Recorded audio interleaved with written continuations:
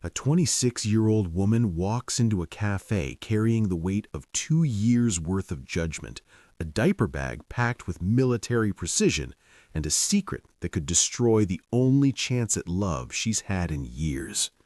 Across the room, a widowed father of one sits waiting, his coffee growing cold, his heart braced for disappointment. What happens in the next 60 seconds will either confirm every cruel assumption she's learned to expect, or it will shatter everything she thought she knew about being seen. Before we continue, please tell us, where in the world are you tuning in from? We love seeing how far our stories travel. The door of the wandering mug opened with a soft chime that felt deafening in Amira Collins' ears. Her heart hammered against her ribs as she scanned the small cafe, her grip tightening on Kira's warm body pressed against her hip. There, by the window, a man with dark hair and tired eyes that reminded her of her own reflection. He was already looking at her, his expression shifting from polite anticipation to visible confusion as his gaze dropped to the toddler on her hip. Here we go, Amira thought, forcing her feet to move forward. Let the judgment begin. She had dressed carefully that morning, a red dress that she'd ironed twice, her blonde hair pulled back in what she hoped looked intentional rather than hastily assembled. Kira had fought her through diaper changes and shoe negotiations, and now clung to her mother's neck with the possessive grip of a koala.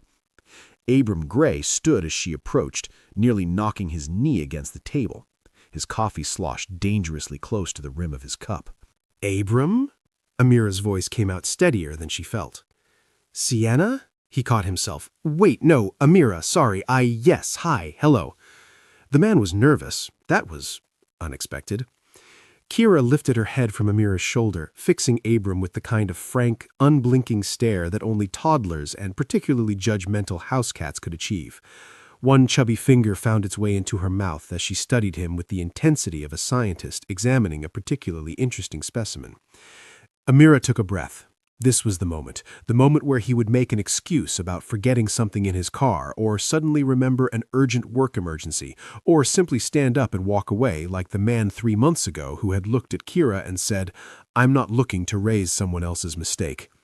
The memory of that night, crying in her car for an hour, Kira sleeping peacefully in her car seat, blissfully unaware that she'd just been called a mistake, strengthened Amira's resolve. "This is Kira," she said, the words coming out in a rush. "My daughter.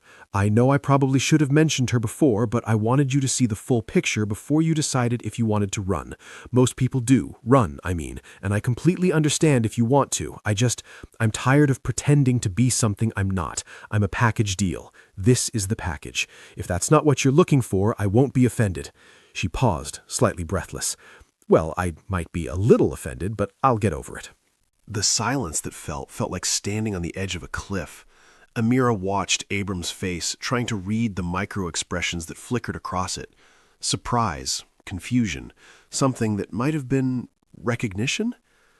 "Would you like to sit down?" he asked finally, gesturing to the chair across from him. Amira blinked. "What?" "Sit down, unless you'd prefer to stand, but the chairs here are actually pretty comfortable, or so I've heard. I've only been sitting in mine for about 15 minutes, but so far no complaints." A small, uncertain smile tugged at Amira's lips. You're not going to leave?" "Why would I leave?" "Because I brought a toddler to a blind date. Most people consider that a deal breaker." Abram shrugged, and there was something in his eyes, a weariness that matched her own. "I have a 5-year-old at home. If anything, this just means you understand that babysitters are expensive and unreliable." Amira sat down slowly, her legs suddenly unsteady. She adjusted Kira on her lap, and the little girl immediately began a tactile investigation of the table's surface, her small hands patting the wood with scientific curiosity. "You have a daughter?" Amira managed. "Marley. She's home with my mom right now, probably convincing her that ice cream counts as a vegetable because it has vanilla beans in it." For the first time since walking through that door, Amira laughed. A real laugh, startled out of her like a bird started from a tree. "Mama," Kira announced, tugging at Amira's sleeve with the imperious authority of a tiny dictator. "Hungry." "I know, baby. Give me just a—" "What does she like?" Abram interrupted, already flagging down a server. a teenage girl with blue-streaked hair and an eyebrow piercing. "They have these little fruit cups here and some kind of cheese crackers that Marley always demands when we come." Amira stared at him as if he had just offered to solve world hunger. Her mouth opened, then closed. She likes cheese and bananas." "Perfect." Abram smiled at the server, and Amira noticed the way it transformed his face, softening the tired lines around his eyes. "Could we get a fruit cup, some cheese crackers, and—" He glanced at Amira. "What would you like?" A latte, please?" When the server left, silence settled between them, not uncomfortable exactly, but weighted with the strangeness of the situation. Amira watched Abram watching Kira, who had discovered a fascinating spot on the table and was now tapping it rhythmically with one finger. Tap, tap, tap. Kira narrated her actions with the seriousness of a documentary filmmaker. "That's a very good tap," Abram told her solemnly. Kira beamed at him, revealing 4 tiny teeth. When the food arrived, Kira's eyes widened with the kind of pure joy that only small children experiencing the appearance of snacks could achieve. She reached for the fruit cup with both hands, her coordination still imperfect at 2 years old. Pieces of banana and strawberry threatened to become casualties of her enthusiasm. "Here, let me—" Amira started, but Abram was already moving. "May I?" he asked, and the question was so gentle, so respectful that Amira could only nod. She watched, frozen, as Abram Gray, a man she had known for approximately 12 minutes, reached across the table and gently lifted Kira on her lap. He settled the toddler against his chest with the practiced ease of someone who had done this thousands of times, one arm supporting her back while his free hand held the fruit cup steady. Kira didn't protest. She simply settled against him as if she'd known him forever, her small body relaxing into his hold. "Nana," Kira said approvingly, around a mouthful of banana that Abram had just guided to her eager mouth. "Good, Nana?" Abram asked her seriously, as if her opinion on the banana quality was of utmost importance. "Good, Nana. More." "What's the magic word?" Kira considered this with the gravity of a philosopher contemplating the meaning of existence. Her face scrunched up in concentration. "Peas?" "Close enough."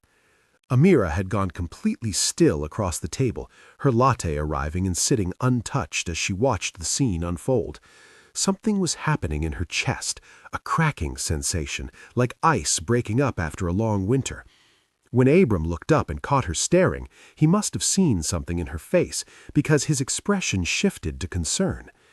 "Is this okay? I didn't mean to just—" "No one's ever—" Amira's voice broke. She pressed her fingers to her eyes, trying to stop the tears that were threatening to fall. I'm sorry. It's just, no one's ever done that before." "Done what?" "Treated her like—" She gestured helplessly at the scene before her, this stranger feeding her daughter fruit with the patience of a saint, as if it were the most natural thing in the world. Like she's just a person, not a problem to be solved or a red flag to run from, just a person who likes bananas." "More Nana," Kira demanded, oblivious to the emotional moment happening around her. "See?" Abram said softly, offering Kira another piece of fruit. "She knows what she wants. That's admirable, honestly. Half the adults I know don't have that kind of clarity." Amira laughed again, the sound wet with tears she was still trying to suppress. She finally picked up her latte, wrapping both hands around it as if it could anchor her to this moment, this impossible, unexpected moment where someone was being kind to her daughter without expecting anything in return. "You're very strange, Abram Gray," she said. "I've been told, usually less kindly." Amira had spent 2 years building walls around herself and Kira, expecting rejection so she could brace for it. But here was a man who had just accepted them, both of them, without hesitation. It was terrifying. They talked, and the conversation flowed with an ease that surprised them both. Abram told her about Marley, how she had her mother's brown curls and a stubborn streak that could move mountains. "She asked me the other day why the moon follows our car," he said, a smile playing at his lips.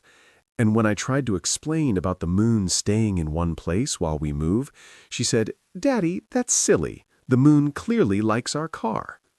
Amira laughed. How do you argue with that logic? You don't. I've learned that 5-year-olds are basically tiny lawyers. They'll find loopholes in everything.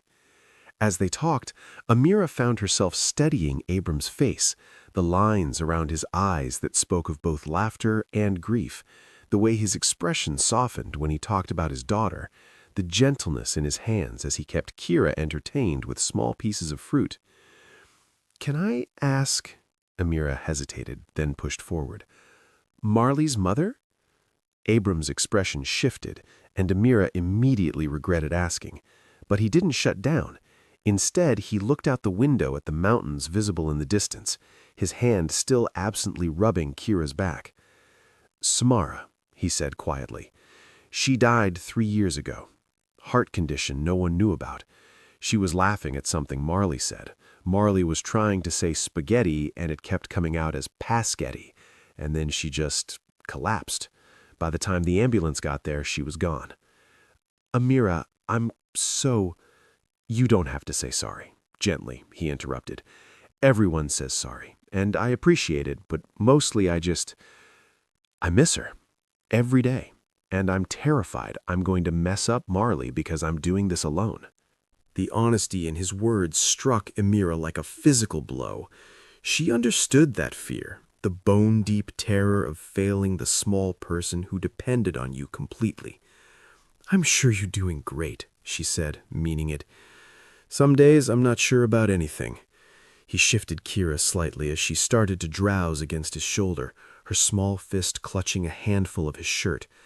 "I tried to date. Twice. It went about as well as you'd expect. One woman left mid-dinner and never came back. The other spent the entire evening talking about cryptocurrency and didn't ask about Marley once." "People are the worst," Amira said with feeling. "Not all people," Abram looked at her meaningfully. "Some people walk into cafes with toddlers on their hips and give strangers a second chance." Amira felt heat rise to her cheeks. She busied herself with her latte, which had grown lukewarm. "My turn for an invasive question," Abram said. "Kira's father—" And there it was, the question she had been dreading and expecting in equal measure. Amira's hands tightened around her cup. "Not in the picture," she said, which was technically true if you stretched the definition of truth until it screamed. "It's just been the two of us since she was born." Another truth that was also a lie. The cognitive dissonance of it made her stomach hurt. Abram nodded, accepting this without pushing for more details. "That must be hard." "Some days more than others." Amira looked down at Kira, who had fallen asleep against Abram's shoulder, her tiny chest rising and falling with each peaceful breath. "But she's worth it. Every sleepless night, every judgmental look in the grocery store, every date that ends with someone calling her a mistake. She's worth all of it." "Anyone who calls her a mistake is an idiot." The fierceness in Abram's voice surprised her. He was looking at Kira with something like protectiveness, and they'd only just met. It made Amira's throat tight. "Thank you," she whispered. They stayed at the cafe for 2 hours. The conversation wandered through safer topics: favorite books, him anything by Cormac McCarthy, her Jane Austen, apologetically, childhood memories, him catching fireflies in his grandmother's backyard, her building elaborate blanket forts with her sister, and the unique challenges of single parenthood. "Nobody tells you about the laundry," Abrams said with mock seriousness. "How does one small human generate so much laundry? I swear Marley goes through 3 outfit changes a day just for the drama of it." Kira has started having opinions about her socks. Apparently, some socks are too scratchy and must be removed immediately with prejudice. The sock rebellion, a classic. By the time they left the cafe, the sun was beginning to set over the mountains, painting the sky in shades of orange and pink that looked almost artificial in their beauty. Abram carefully transferred the sleeping Kira back into Amira's arms, and the toddler stirred slightly, mumbling something that sounded like Nana before settling against her mother's shoulder. "I had a really good time," Amira said, surprised by how much she meant it. For the first time in 2 years, a date hadn't felt like a gauntlet to survive. It had felt like possibility. "Me too." Abram's hands were in his pockets, and he looked almost shy. "Can I see you again? Both of you?" Amira hesitated. There was still so much he didn't know. things she had buried so deep she sometimes forgot they existed, secrets that felt like stones in her chest, getting heavier with each day that passed. But for the first time in 2 years, she felt something that might have been hope. "Yes," she said, "I'd like that." The second date was at a park. Amira arrived with Kira in a stroller, the heavy-duty kind designed to handle Asheville's hilly terrain, and found Abram already there, pushing Marley on a swing with the kind of practiced rhythm that spoke of thousands of afternoons just like this one. Marley saw them first. She launched herself off the swing mid-arc with the fearlessness of a tiny superhero, landing in a crouch that would have made her father's heart stop if he hadn't been so used to her acrobatics. "Daddy, they're here! The lady from the picture is here!" Marley was already running toward them, her dark curls bouncing with each step. "Marley, what did we talk about?" Abram called, jogging after her. "We don't run at strangers." "She's not a stranger, Daddy. She's Amira, and that's—" Marley skidded to a stop in front of the stroller, her eyes going wide. "That's a baby." "Not a baby," Kira corrected, from her stroller throne, with all the dignity of a 2-year-old who had recently mastered the distinction. "Big girl."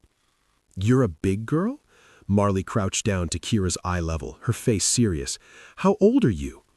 Kira held up 2 fingers, then reconsidered and held up 3, then seemed to lose track of what she was doing and just waved both hands enthusiastically. Marley giggled. "I'm 5. That means I'm the biggest. I'm going to be your best friend, okay?" "Okay," Kira agreed, as if friendships were always this simple. And perhaps, at that age, they were. Amira watched Abram watching his daughter and saw the mixture of pride and terror on his face, the universal expression of parents everywhere, witnessing their children navigate the complex world of social interaction. "Sorry," Abram said, coming to stand beside Amira. "She's been talking about this all morning. I showed her your profile picture so she'd recognize you, and she's decided you're both her people now. There's no reasoning with her once she's made a decree." "I like her," Amira said, and meant it. The third date was the one that changed everything. Abram invited them to his house, a modest 2-story in a quiet neighborhood with a backyard that had clearly been designed with a child in mind. There was a swing set, a sandbox, and what appeared to be the remnants of an ambitious garden that had been overtaken by weeds. "I keep meaning to deal with that," Abram said sheepishly, gesturing at the garden. "But between work and Marley and just life, it keeps getting pushed to the bottom of the list." "I think it has character," Amira said diplomatically. Marley had taken Kira by the hand the moment they arrived, leading her on a grand tour of the backyard with the authority of a tiny real estate agent. "And this is where we bury treasure," Marley explained seriously, pointing to a patch of disturbed earth near the fence. "But we can't dig it up until summer because Daddy said so." "Summer," Kira repeated solemnly, as if filing away this crucial information. Inside, Abram's house was lived in and loved. There were pictures on every surface. Marley as a baby, Marley missing her front teeth, Marley covered in what appeared to be finger paint. And in several frames, a beautiful woman with brown hair and a smile that could light up rooms. Samara. "That's my mama," Marley announced, noticing Amira's gaze. She had appeared at Amira's elbow with the stealth from a tiny ninja. "She's in heaven now, but Daddy says she's still watching over us." "Your mama was very beautiful," Amira said gently. "I know," Marley said it with the simple confidence of a child who had never doubted her own worth. "Daddy says I have her smile. Do you see it?" Marley demonstrated her best smile, huge and gap-toothed and absolutely radiant. "I definitely see it," Amira confirmed. "Your hair is really pretty," Marley said, switching topics with the conversational agility unique to 5-year-olds. "It's like a princess. Can I touch it?" "Sure, sweetie." Marley reached out with surprisingly gentle fingers, running them through Amira's blonde hair. "So soft. Kira, come feel. It's like a kitty." Kira toddled over with the determined gait of someone who had only recently mastered walking and was still extremely proud of this skill. She reached up, and Amira bent down so the little girl could pat her hair with both hands. "Pretty," Kira declared. "You're pretty too," Marley told her, seriously. "The prettiest big girl, the prettiest big girl ever." Watching from the kitchen doorway, Abram felt something shift in his chest. a door opening that he had thought was permanently closed. His daughter, who had spent 3 years learning to live with loss, was laughing with 2 people they had known for less than a month. And Amira, who had walked into that cafe carrying visible walls around herself, was smiling at Marley with something that looked like affection. "She adores you," Abram said when Amira joined him in the kitchen. The girls had taken their tea party outside, and through the window they could see Marley carefully explaining the proper etiquette of serving invisible tea. "She's wonderful," Amira said. "You should be very proud." "I am, though I can't take all the credit. She came that way, just fearlessly kind, even when the world gave her every reason not to be." Amira was quiet for a moment, watching the girls through the window. "How do you do it? Talk to her about her mother." Abram leaned against the counter, considering the question. "Honestly, I'd tell her the truth, that her mama loved her more than anything in the world, that love doesn't end just because someone dies, that it's okay to be sad and okay to be happy, and neither one means you're forgetting." He paused. "She asks if I'm lonely sometimes, and I tell her the truth about that too, that I am, but that I have her, and that helps." "You're a good father," Amira said quietly. "I'm trying to be. That's all any of us can do, right? Try our best and hope it's enough." The words settled between them, heavy with meaning neither of them was quite ready to examine too closely. The weeks turned into months, and what had started as careful, tentative dates evolved into something that felt like family. Amira found herself at Abram's house 3 or 4 times a week. Sometimes they'd cook dinner together while the girls played. Well, while Marley orchestrated elaborate games and Kira enthusiastically destroyed whatever Marley had just built. Other times they'd sit on the back porch after bedtime, talking about everything and nothing while the night sounds of Asheville hummed around them. "Marley asked me today if you were going to be her new mama," Abram said one evening, his voice careful. Amira's heart stuttered. "What did you tell her?" "I told her that I cared about you very much and that these things take time, that we're figuring it out as we go." He turned to look at her, and in the dim porch light his eyes were serious. "But between you and me, I'm falling in love with you, Amira Collins, both of you, and that terrifies me, because I've lost people I loved before, and I don't know if I'm brave enough to risk that kind of pain again." "Abram, you don't have to say anything," he interrupted gently. "I just needed you to know where I stand, where my heart is." But Amira did have something to say, words that had been building in her chest for weeks, pressing against her ribs like birds trying to escape.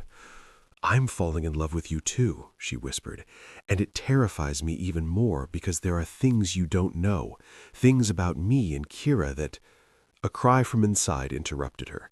Kira's distinctive wail, followed by Marley's voice trying to soothe. "It's okay, Kira. The monster under the bed isn't real. I checked." They both rushed inside to find Kira sitting up in the guest bed where she'd been napping, tears streaming down her face, while Marley patted her arm with the awkward comfort of a 5-year-old who had appointed herself as guardian. "Bad dream," Marley explained. "I have them sometimes too, about the dark." Amira scooped Kira up, holding her close. "You're okay, baby. Mama's here." "Mama," Kira hiccuped into her shoulder. "Scared." "I know, sweet girl, but you're safe. You're always safe with Mama." Marley climbed onto the bed, sitting cross-legged with the posture of someone preparing to deliver important information. "When I have bad dreams, Daddy sings me the moon song. Do you want to hear it, Kira?" Kira nodded, still sniffling. And so Marley sang, in a high, slightly off-key voice that was nonetheless beautiful. "You are my sunshine, my only sunshine. You make me happy." Abram joined in, his deeper voice harmonizing with his daughter's. By the second verse, even Kira was humming along, her tears drying on her cheeks. Watching them, this man and his daughter, including her child in their ritual, making space for her in their grief, in their healing, Amira felt her walls finally, completely crumble. She was in love, deeply, terrifyingly in love, and she had no idea how to tell Abram the truth. The girls' bond deepened with each passing day. Marley appointed herself as Kira's protector and teacher, a role she took with the utmost seriousness. "Okay, Kira, repeat after me. May I please have a snack?" Marley would coach patiently. "Knack," Kira would respond enthusiastically. Close enough. Daddy, Kira wants a snack. Kira began crying inconsolably whenever it was time to leave Marley's house. Marley home? She would ask every morning, her small face hopeful. See Marley? We'll see Marley soon, Amira would promise, and Kira's face would light up like sunrise breaking over mountains. One afternoon, Amira arrived at Abram's house to find him kneeling in the hallway, carefully applying a Band-Aid to Marley's knee while the 5-year-old explained in dramatic detail how she had sustained her injury. And then I jumped from the swing, which you said I shouldn't do, but Daddy, I had to because I'm training to be a superhero. And I landed wrong, but I didn't cry. Well, maybe a little, but only because it surprised me. Very brave, Abram said solemnly, pressing a kiss to the Band-Aid. Is Kira here yet? Marley asked, craning her neck to look past her father. Oh, Kira, I have an injury, a very serious injury. Come see. Kira toddled over with her hands outstretched, her face creased with concern that was heartbreakingly genuine. Marley hurt? Just a little, but your mama's here, so everything's better now. The casual way Marley said, your mama, as if Amira belonged to both children now, made something squeeze tight in Amira's chest. Later that evening, after the girls had been bathed and dressed in matching pajamas, Marley's idea, they insisted on sleeping in the same room. Abram set up a sleeping bag on the floor of Marley's room, and within minutes, both children had abandoned their separate sleeping arrangements to curl up together like puppies. Marley's my sister, Kira announced, wrapping her small arms around the older girl. You're my sister too, Marley agreed. My baby sister. Big girl, Kira corrected, but without much conviction. She was already drifting off to sleep. Abram and Amira stood in the doorway watching them. They're perfect together, Abram murmured. They are, Amira agreed, and felt the weight of her secret grow heavier. Every compliment Abram paid her about her mothering, every time he mentioned how much Kira had her eyes, except Kira didn't have her eyes at all, every time he talked about their future as if it were already certain, she had to tell him. The fear was paralyzing. What if he looked at her differently? What if he thought she had deceived him? What if this beautiful thing they were building crumbled under the weight of the truth? But she loved him. She loved all of them, Abram with his gentle hands and patient heart, Marley with her fierce protection and generous spirit, and Kira, who she had loved from the moment she drew her first breath. And love, Amira had learned from her sister, required honesty, even when honesty was terrifying, especially then. October arrived with a chill that crept into the mountains like a living thing. The leaves turned spectacular shades of red and gold, and Marley insisted on collecting the prettiest ones to press in books. Kira, not understanding the assignment but eager to help, simply grabbed handfuls of leaves and threw them in the air, laughing as they rained down around her. "It's snowing leaves," she would announce. "Marley, look, snowing." "That's not how snow works," Marley would explain patiently, "but it's very beautiful anyway." They were becoming a unit, a family in all but name, and with each passing day, Amira felt the weight of her deception growing heavier. One evening, as she was putting Kira to bed in her own small apartment, the toddler looked up at her with those enormous eyes, her Aunt Claudia's eyes, and said, "Love Marley, love Daddy Abram." Amira's breath caught. "Daddy Abram?" "Daddy Abram," Kira confirmed, as if it were obvious. "My Daddy Abram." Amira pulled her daughter close, breathing in the scent of her baby shampoo and the lingering sweetness of the bedtime cookies Abram always snuck to both girls, despite Amira's protests. "Kira, baby, there's something Mama needs to tell you when you're bigger, about where you came from, about the woman who loved you first. But right now, you need to know that you are so, so loved. By me, by Marley, by Abram. You are the most loved little girl in the whole world." "Love Mama," Kira mumbled, already half asleep. "Love everybody." "That's right, sweet girl. Love everybody." But lying in her own bed that night, Amira stared at the ceiling and felt the weight of her choices pressing down on her chest. She thought about Claudia, beautiful, brilliant Claudia who had lost her husband to a drunk driver and then lost her own life bringing Kira into the world. She thought about that terrible night in the hospital. The way Claudia had gripped her hand with desperate strength, her face pale and her voice failing. "Promise me," Claudia had whispered. "Promise me she'll know she's loved. Promise me you'll keep her safe." "I promise," Amira had said through her tears. "I promise, Claudia, I swear." And then Claudia was gone, and a nurse was placing a tiny screaming baby in Amira's arms, a baby who had just lost both parents before she even knew they existed. Amira had looked at that baby and made a choice born of love and grief and the desperate need to protect this tiny human from pity and questions and the weight of a tragedy she was too young to understand. She had told everyone Kira was hers. Let them assume. Let them judge. Let them call her irresponsible and reckless and whisper about her poor life choices in grocery store aisles. Better they judged her than pitied Kira. But now there was Abram, with his kind eyes and patient hands and the way he looked at her like she was something precious. Abram who deserved the truth, who deserved to know that the woman he was falling in love with had built her entire life around a lie told for love, but a lie nonetheless. It was a Thursday evening in late October. The air had that crisp bite that promised winter wasn't far behind. Abram had made dinner, his attempt at homemade pizza that was slightly lopsided, but made with enough love to compensate for any aesthetic shortcomings. The girls had eaten until their stomachs were full and their faces were covered in sauce, then had run off to play in Marley's room, their laughter echoing through the house like music. Now they were asleep upstairs, tangled together in Marley's bed, despite Abram's attempts to settle them separately. He had stopped fighting it weeks ago. "They're going to suffocate each other one of these days," he said, coming back to the porch where Amira sat wrapped in a blanket. "Marley's practically lying on top of her." "It's how they show affection," Amira managed, though her voice sounded distant even to her own ears. Abram settled into the chair beside her, then paused. "Hey, you okay? You've been quiet all evening." This was it, the moment she'd been dreading and preparing for in equal measure. Amira took a breath that felt like swallowing glass. "I need to tell you something," she said. "About Kira."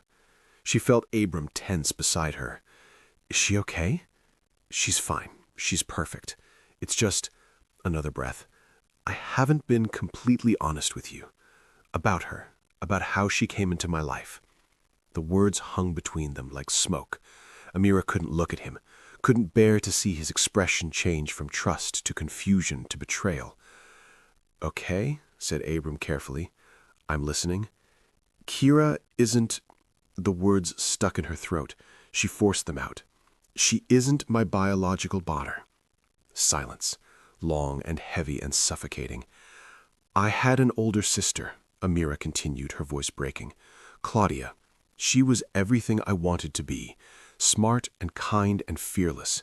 She married her college sweetheart, his name was Theo, and they were so happy, the kind of happy that makes you believe in soulmates." She wiped at the tears that had started falling. "Theo was killed in a car accident 3 years ago, drunk driver. Claudia was devastated, but then she found out a few weeks later that she was pregnant. She said it felt like a miracle, like Theo had left her one final gift." Abram reached for her hand. Amira clung to it like a lifeline. "The pregnancy was supposed to be simple. She was healthy. Everything looked normal. But during the delivery, there were complications. She started hemorrhaging, and they couldn't—" Her voice cracked completely. "They couldn't stop it." "Amira. She died in my arms," Amira sobbed. "She was 31 years old, and she died holding my hand, begging me to take care of her baby. Her last words were, 'Promise me she'll know she's loved.' And then she was gone, and they put Kira in my arms, this tiny, screaming baby who had just lost everything before she even knew what she had." The story poured out of her now, unstoppable. "I looked at her and I knew I would do anything for her. I told everyone she was mine. It was easier than explaining, easier than watching people's faces change from curiosity to pity, easier than reliving the worst day of my life with every new introduction." She turned to face Abram, her face wet with tears. "I've let them judge me. I've let them call me irresponsible and reckless. I've let men on dates call my daughter a mistake. Because as long as they were judging me, they weren't pitying her. As long as they thought I was just some young single mother who got pregnant, they weren't asking questions about dead sisters and tragic births and babies who came into the world through blood and grief. "Amira," Abram said again, but she wasn't done. "I'm sorry I didn't tell you sooner. I was scared. I was so scared that if you knew, you would look at me differently. Or worse, that you would look at her differently. That you would see her as something sad or broken or less than what she is." "And what is she?" Abram asked quietly. "Mine." The word came out fierce and absolute. "She's mine, not because I gave birth to her, but because I chose her. I choose her every single day. I'm her mother in every way that matters." Silence fell again, and Amira felt her heart stop. This was the moment he would pull away, make excuses, disappear from her life like all the others. Instead, Abram cupped her face in his hands, his thumbs brushing away her tears. "Do you remember what I said the first day we met? About Kira?" Amira shook her head, too overwhelmed to think clearly. "I said she's not a problem, she's a person." His voice was thick with emotion. "That's still true. Whether you gave birth to her or not, you're her mother. You've been her mother every single day for 2 years. You gave up your 20s, your freedom, your peace of mind, all so a little girl you loved would never feel alone." "You're not angry?" "Why would I be angry?" "Because I lied for months." Abram shook his head. "You didn't lie. You protected her. You protected both of you. And when you trusted me enough, you told me the truth." He pressed his forehead against hers. "That's all I could ask for. That's more than I expected." "But—" "I love you," Abram interrupted. "Both of you. And nothing you just told me changes that. If anything, it makes me love you more. Because I see now how strong you are, how fierce, how much you're willing to sacrifice for the people you love." Amira broke down completely, sobbing into his shoulder while he held her. She cried for Claudia, who would never see her daughter grow up. She cried for Kira, who would one day have to learn the truth about where she came from. And she cried with relief, because finally someone saw her, all of her, and he hadn't run away. "Claudia would be proud of you," Abram whispered into her hair. "She'd be grateful that Kira has a mother who loves her this much, and she'd be happy that you finally let yourself be loved too." They sat like that for a long time, wrapped in each other and the October chill and the promise of something new beginning. Inside, 2 little girls slept tangled together like sisters, which was exactly what they had become. Spring arrived in Asheville like a gift. The mountains bloomed with dogwood and rhododendron, and the air smelled like new growth and possibility. Abram and Amira were married on a perfect April afternoon in his backyard, surrounded by family and close friends. They had kept it small and intimate, the kind of wedding that felt like a celebration rather than a performance. Marley served as flower girl, scattering petals with the enthusiasm of someone being paid by the petal.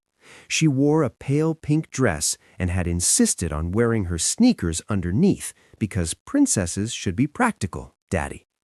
Kira served as ring bearer, though the term was generous. She was more interested in eating the ribbons on the ring pillow than actually delivering said rings. At 3 years old, she had strong opinions about everything, and pretty bows were apparently meant for consumption. "Kira, no," Amira had whispered during the ceremony, gently removing a ribbon from her daughter's mouth. "We don't eat the decorations." "Why not?" Kira asked, genuinely confused. The guests had laughed. Amira had cried happy tears. When it was time for vows, Abram looked at Amira with the kind of love that made everyone present feel like they were intruding on something sacred. "I promise to love you," he said, his voice steady despite the emotion in his eyes. "And I promise to love our daughters, all of them, exactly as they are, for every day of my life. I promise to be patient when the mornings are chaos and the nights are long.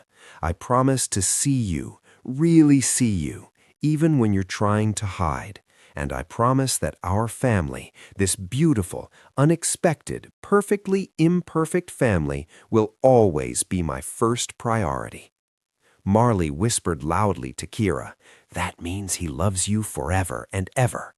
"Forever," Kira repeated, solemnly, as if filing away this important information. Amira's vows were shorter, her voice breaking on every other word. You saw me, she managed, looking at Abram through tears. On the hardest day, in the scariest moment, you saw me, and you stayed. You didn't run from my chaos or my secrets or my complicated, messy life.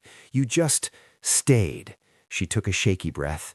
I promise to spend the rest of my life being worthy of that. I promise to love your daughter like my own, because she already feels like my own. And I promise to keep choosing us every single day, even when it's hard. "Mama pretty," Kira announced loudly, pointing at Amira's dress. "Like princess." More laughter, more tears. That night, after the guests had gone and the girls were finally asleep, Abram and Amira sat on the porch once more. Their porch now, because this was their house, their family, their life. "Do you think Claudia would approve?" Amira asked quietly, a question that still haunted her in vulnerable moments. Abram pulled her closer, pressing a kiss to her temple. "I think she'd be proud of you. I think she'd be grateful that Kira has a mother who loves her this much. And I think she'd be happy that you finally let yourself be loved too." "I wish she could meet you," Amira whispered. "I wish she could see what we built, what Kira has." "I wish I could have known her," agreed Abram. "But in a way I do. She's in Kira's laugh, in her stubborn streak, in the way she loves with her whole heart." He paused. "And she's in you, in the way you love fiercely and protect the people you care about. That's your sister's legacy. Not just Kira, but the way you chose to honor her memory by becoming the mother she couldn't be." They sat in comfortable silence, listening to the night sounds of their neighborhood. Somewhere inside, Marley was probably having one of her epic dreams about being a superhero. Kira was probably sleeping sprawled across the entire bed, taking up far more space than should be physically possible for someone so small. In the morning, Kira would wake first, as she always did. She would crawl into Marley's bed and whisper with all the subtlety of a foghorn, "Wake up, Marley, wake up, it's morning time."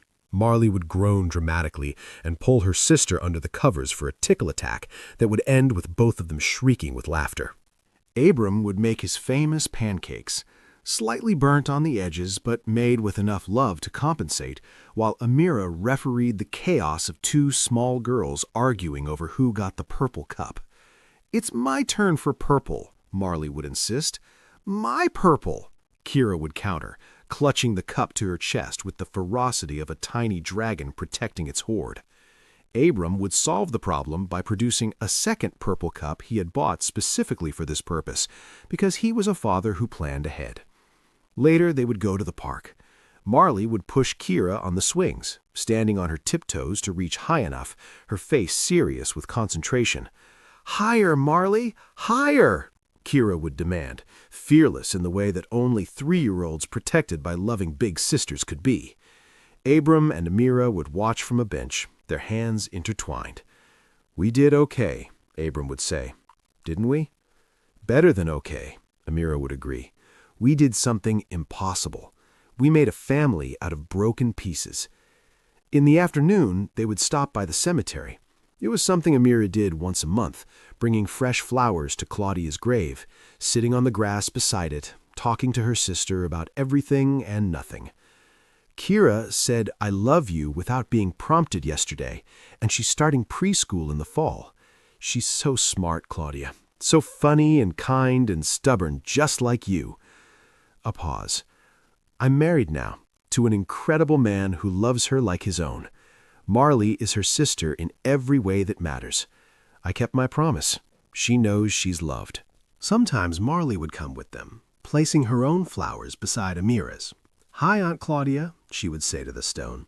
"I'm taking very good care of Kira. She's my favorite person ever, except maybe Daddy and Amira, but she's in the top 3 for sure."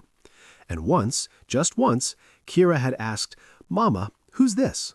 Amira had taken a breath, knowing this conversation would come eventually, but still unprepared for it. "This is your Aunt Claudia. She loved you very much. She wanted to be your mama, but she couldn't, so she asks me to be your mama instead. Where is she? She's in heaven, baby, watching over you." Kira had thought about this with the seriousness of a tiny philosopher. Then she had placed her small hand on the headstone and said, "Thank you, Aunt Claudia, for giving me mama." Amira had cried. Even now, months later, the memory made her eyes sting. But for now, on their wedding night, she simply sat with her husband on their porch and breathed. She had kept her promise to Claudia. She had given Kira a family, not the one they had planned, but the one they needed. She had let herself be loved, even when it was terrifying. And somewhere, Amira hoped, Claudia was smiling. If this story moved you, please like, share, and subscribe. Leave a comment about the families we choose and the love that transcends biology. Have you ever witnessed a love that defied expectations? Share your story. It might be exactly what someone else needs to hear today. This is Ever Bell's Stories, where we believe that the most beautiful families are often the ones we build with our hearts rather than our blood. Thank you for being here.